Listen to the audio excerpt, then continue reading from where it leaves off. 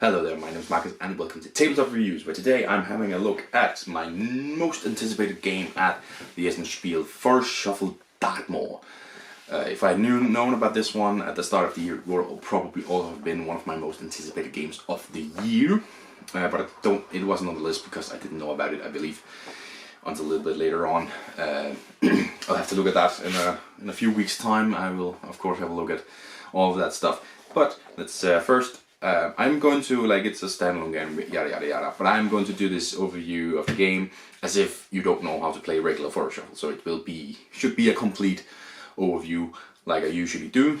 I will definitely be looking at making a comparison a little bit later on between the two and seeing if I'm going to keep both. Anyways, let's get it to the table and see what's set up and played. Okay, let's see if I can do this fairly fast here. Okay, rulebook. So you have the central board here, which has two areas. You have the little swamp area and you have the not so swamp area. Both of them show symbols down here, but let's go with the swamp for this setup here. Then you have a big pile here of just good old regular cards. All of these should be shuffled together, and then there is a list in here which bases it off of player counts, how many cards you remove from the game. Now I'm just gonna assume it's a full 5-player game for the sake of this setup here. Then you take these cards that you have and you're going to be using and put them in about 3 about equally sized piles here. These were very far from equally sized, but here about equally sized. And you take one, this is going to be your bottom pile, and you take 2 of these winter cards and place them in to the deck completely randomly here, and then you shuffle up the deck. Once you have done that, this is now the bottom third of your deck. You take the last winter card and place on top of it. So when you get to that one, you know you've now been through a third of the deck, 2/3 of the deck. The rest are just placed on top like this. Bang. Then each player gets 6 cards. 6. There we go. Now I'm just gonna only use one, but this would obviously be for a 5-player game. And then these caves are put out, and you draft them in reverse player order. So if player 1 starts, player 5 takes the cave first. Now these caves have an ability each. So cave 1 here plays 1 card from the stack as a Moor into your forest. So you just start off with a Moor. Now this could make sense based on your cards. You have these cards to start off with, and maybe you have some cards that score a lot based on Moors. So you want to start with 1. That would be brilliant. You also have start with 8 cards. You get 2 extra cards to start with. Quite simple. Draw 3 cards from the stack and then place 3 cards from your hand in the clearing. So you take 3 cards and temporarily your hand reaches a size of 9. And then 3 of these cards need to go down here. So that's really good if you think, I might have a few cards I don't really like. Let me give some choice and modify my starting hand a little bit. This one just gives you 5 points at the end of the game. So if you don't think you're going to use the cave very much, it's pretty good. This one, draw 3 cards from the stack, keep 1 and put the other cards in the clearing. So a little bit similar to the other one with 3 cards, except here it's specifically just 1 from the 3 cards you draw that you're keeping. Another way of adding just a little bit to your hand and modifying your starting hand just a little bit. So yeah, choose whatever cave. Once you've done that and you've done whatever it says, it's just kind of to the side over here and might be used later. Now, a turn is actually quite simple.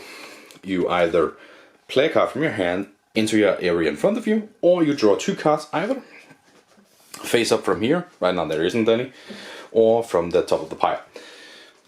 Now, to play some of these animal cards here, you do need to either have a tree or a Moor. I do have a tree to start off with here. Now the interesting thing is it has the symbol up here and it has the symbol down here.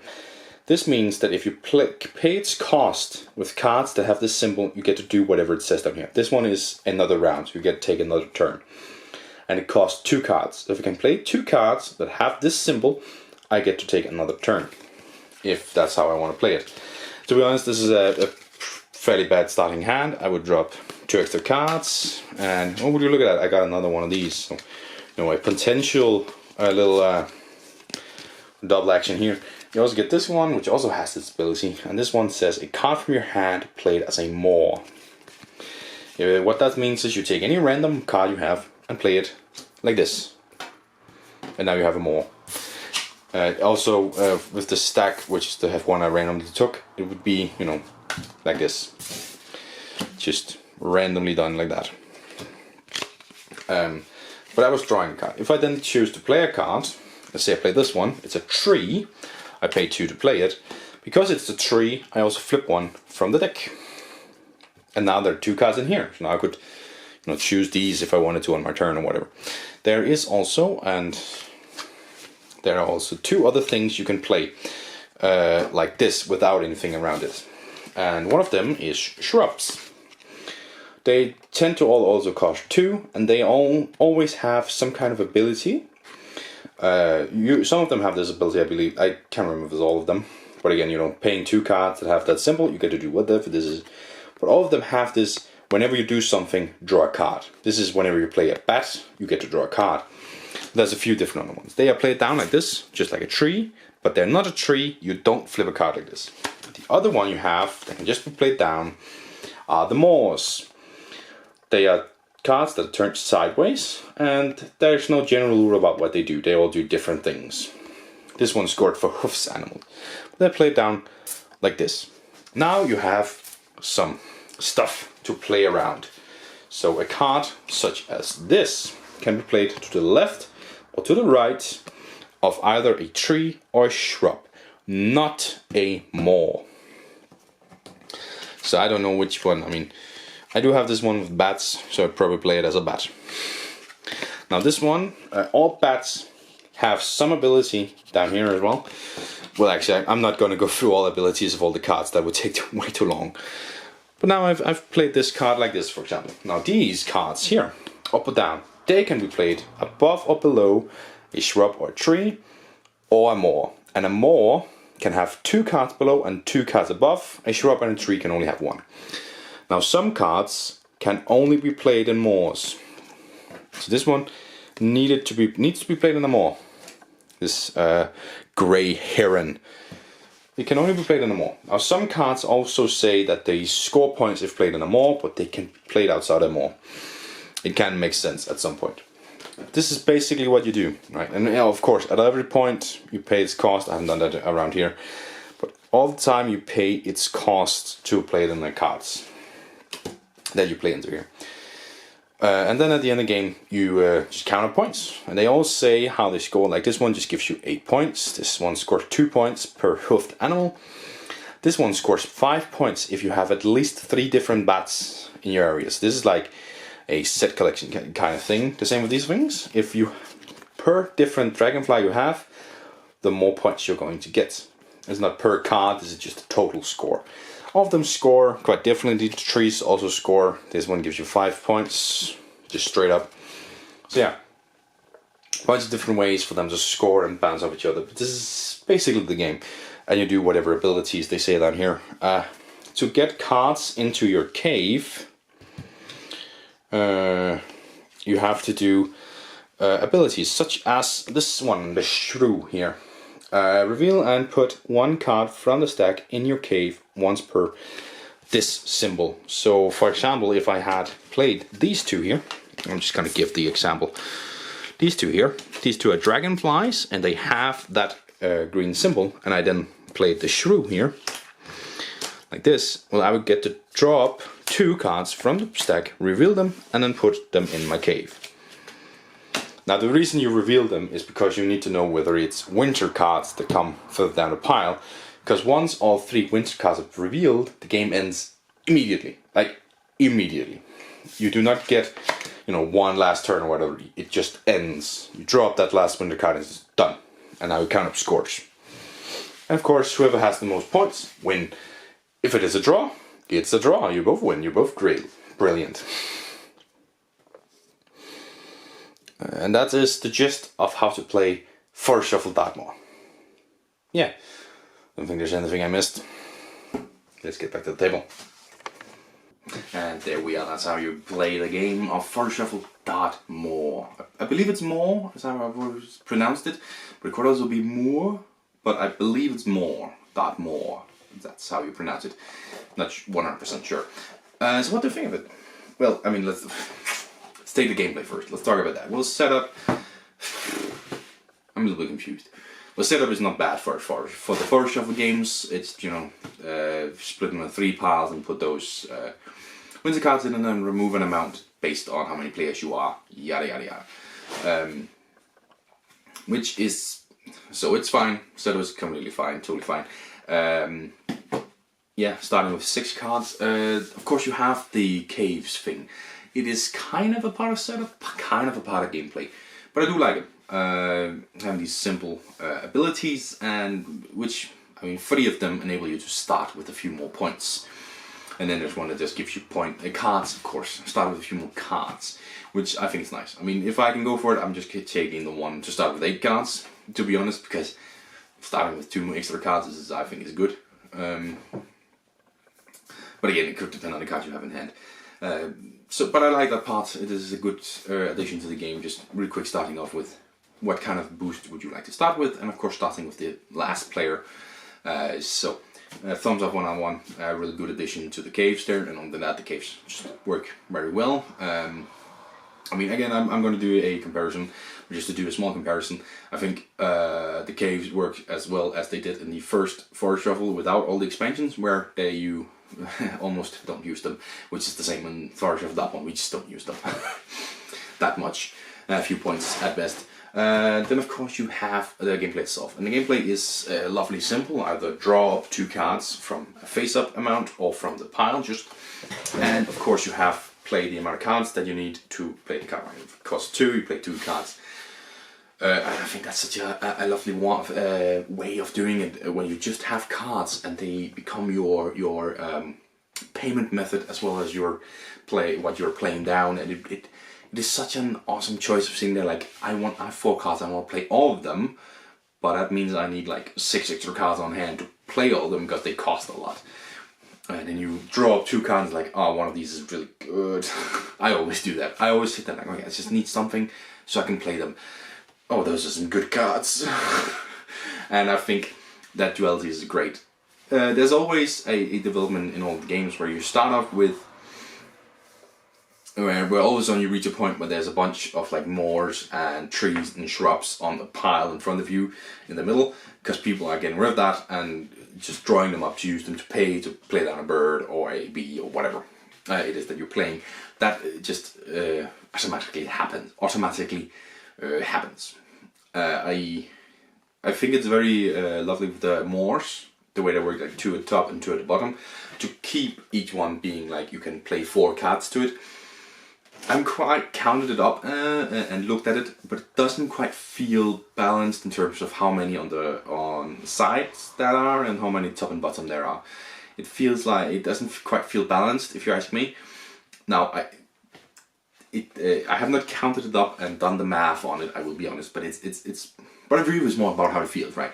And I always sit there and feeling like I've got too many moors, I can't place things on them, because everybody else wants things on them, and trees also get things on top and at the bottom, and it feels like there isn't enough top bottom things. It does help that there's a few things that can only play on moors, and it both works well to keep the moors filled up, but it also works to make people play moors, because the moors aren't necessarily the best thing to play. They cost a little bit more than some of the trees and don't necessarily really score you any points or do anything good for you. I mean, I've definitely sat with some moors that I just played because I needed to play some bird cards or whatever, and they were like, I can only play these in moors, I need more. So it still feels better to play trees than it does to play moors. I will say I haven't seen a pattern in the way times that we've played for Shufle Dartmoor, where it is that someone going for trees wins more often than not. It's usually a mix of the things that really score your points and win you the game. But it's definitely a thing with these moors of like, they don't feel like the best thing to play, and that's a bit annoying when it's like it's Dartmoor. It's the entire purpose of it. You also have the hoofed animals, the Dartmoor sheep and a horse and a deer of some sort and stuff. Last time my mate did manage to play them and score a decent amount of points from them, but that's the first time I felt like and seen on the ways we've played that okay, hoofed animals was actually a tactic. Every other time I don't feel like they're tactic, and it's like too bad. Because I think the game is so good in showcasing everything working as a tactic. You're going for a lot of plants, great, it's a good tactic. You're going for a lot of birds, great, it's a good tactic. And the hoofed animals just didn't feel like a tactic for a very long time. Now, of course, they do. He won and scored a bunch of points on them. So now maybe they are a tactic that you should consider, that I would consider, and maybe going for it. But it took a little while before they felt like a tactic worth going for. I think that's a little bit too bad. That wasn't even purpose. But overall, I really do like the game. Because again, as I say, every tactic felt like a good idea. You're going for a lot of plants, you're going to score a lot of points. You go for a lot of birds, you're going to score a lot of points. You go for the mice thing, there was a combo on the mice, you score a lot of points. It felt like it feels like everything is a good tactic, and you can score a lot of points on everything. I usually score about the 20 to 30 points per thing, and then somebody comes in and scores 100 points on something and wins. So I haven't won it yet because I'm too balanced. I'm too good at being balanced. So yeah, but there are these few nitpicks that kind of bother me a little bit. I have wanted to play regular Forest Shuffle without all the expansions, just to be like, how was the base game? I can't remember it. We've played with expansions every time. So I'm definitely going to do that before we do a comparison, just so I get the base game versus base game properly comparison there. But yeah, I think I've just about to touch about the things. Because I mean, there is the thing of matching. Like if something has a blue symbol and it costs 2 cards, and then it has like a special arrow symbol, if you then pay the 2 cards with 2 of the cards that have blue symbols, it gets an ability. I think that is always lovely, and it's a good idea to go for it, but do you want to risk it? Do you want to wait with it? I think that's something very good to the game. It's definitely worthwhile considering those things. Definitely, it's a good addition to the game. Oh, absolutely, to have those things in there, because then all of a sudden it matters what cards you use. Other than that, it doesn't really matter what cards you use, other than can I use it, can I not use it. But I was like, oh, this one has the symbol. Maybe I should drop those 2 cards to get those symbols. Wait a turn extra to play it. So that is brilliant. Okay, let's talk about components. Well, there is only cards in the game. Of course, for that it's important that it's good quality cards, and I really do think it is. They have a good size. I think I can see all the symbols and all the text that are on them. And they, I have no doubts about what the card costs, what symbol it has, what its ability, what card it is. So I think they do really well with having a good size of the cards where they really just work. And of course the artwork is really, really good looking. Brilliant. It's animals. I love animals. And it really brings these animals to life. You have no doubt about what animal it is. So, really well done for that one. On the artwork and the components there. And also even the thing in the middle that folds out. In such a small box, it's easy to have something that still is like pointing upwards on something, but it just goes out and it folds out flat. So even that is just a brilliant bit of production right there. Absolutely fantastic. I'm trying to remember where I'm at. Theme. Well, this, I think Forest Shuffle has a brilliant theme that really, really works. Because you are building up this area where the animal live. Of course, this one has some moors as well. In regular Forest Shuffle, it's just a forest. This one has both some forest and some wetlands areas and stuff. And you're building up these areas and trying to put in these animals that live in these specific areas and trying to create a really brilliant ecosystem. And I think it's a really cool little simulation of that. And definitely the times that someone has won with a lot of points, you look at it and you go, it makes sense because you have a really healthy ecosystem almost. Of course, there's always some few nitpicks, like I've won at some point where I have like 4 wolves and a bunch of deer and not a lot else, and it's like, okay, that's not healthy.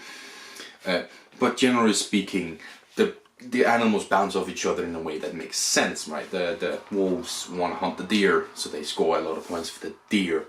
And you have other few things, but it just makes a lot of sense. Absolutely. Like the snakes. Now, that was actually regular Forest Shuffle, that's stupid me, but in this one, like snakes want the mice, makes sense, they pair up well together. Some birds want more birds, other birds want to be specific places. The frog want a lot of wetlands, because of course it does. all these things just make a lot of sense in terms of scoring and in terms of what is it the game about, this ecosystem of life. So really brilliant theming and well executed as well, just brilliant. So does it lie to you? What does it say? It says right here, 2 to 5 players, 60-minute playing time, 10 and up in age. 2 to 5 players, absolutely. I mean, we haven't played this one at a very low player count. It's usually, it's actually been 5-5-4. So, but if it plays anything similar to regular Forest Shuffle, then yes, 2 to 5, absolutely. It's still brilliant at 2, it's still brilliant at 3. And it is similar to regular Forest Shuffle. So yes, it works at 2 to 5, absolutely. 60 minutes, about an hour's playtime. Yeah, if you know the game, you can go through it like that. I would say there's a lot of room for decision. I mean, you get a card and it has 2 animals on it. Sometimes it makes sense. Oh, I needed that bird or whatever. But sometimes you're sitting there like, which one? And they're all brilliant. Oh man, I could use that plant, but I also need the freaking firefly. So it can create a big decision space, which will take some time, but you can get it done in an hour, even at 5 players. Absolutely. You could do that. Just again, it can involve thinking space. Like me and one other guy, we do have a little bit of analysis paralysis, so we will sit for a long time. I'm a little bit better at using other people's turn to do it. He's not so much, but it will, you know, that kind of stuff will extend the time a little bit. But you could do it, yeah, an hour. And then you have the 10 and up. It's one of those that's a little bit tricky, because there is a lot of things to keep track of, a lot of symbols, a lot of ways that things score and bounce off of each other.